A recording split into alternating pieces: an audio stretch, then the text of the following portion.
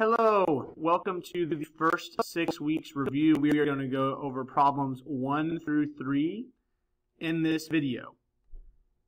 So it says the scatter plot and table show movie theaters with different numbers of screens and their average weekly attendance. So number 1, we're using this graph and this table. This is the data we're working with. It says what type of correlation is found from this data? Well, there's 3 types of correlation, right? We have positive.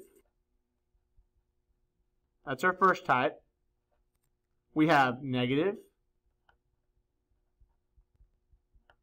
And then we have no correlation. Right? Positive graphs, graphically speaking, they go up. They're going from the bottom left to the top right. Negative graphs are the opposite. They go down. They go from top left to bottom right.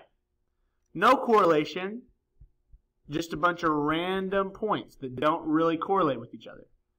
So if we look at this graph right here, the points are trending from bottom left to top right.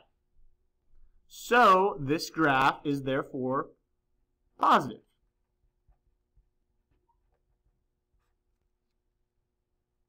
Okay, number 2, does causation exist? Why or why not? Well, when we are asking causation, what we are looking for is, does the one variable, in this case, number of screens, does that really cause the other variable to change? Right? So, the number of screens in a movie theater, does that really cause a change in the people in attendance at the movie theater? No. So there's not a true causation, because this thing does not cause this thing to go up. Even though they are correlated, yes, we just proved it. They are correlated. They are positive. But causation means that they cause each other. So this would be no causation, simply because the number of screens does not cause people in attendance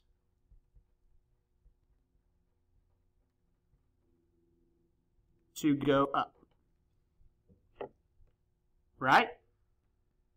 Finally, number 3, is the data discrete or continuous? So when you think discrete, you should think dots. It's a bunch of dots. When you see continuous, you should think a line. So when you look on this graph, you can see that it is really just a bunch of dots. They are connected. So this data would therefore be discrete. Why? You have to put why, is because there are only dots. So remember, correlation is represented graphically. This is positive, this is negative, this is no correlation. That is how you represent correlation on a graph. Causation has to do with if the one variable, the one thing, causes the other thing to happen, in which it doesn't in this case. Finally, number 3, discrete means dots, continuous is a line. So now move on to the next video.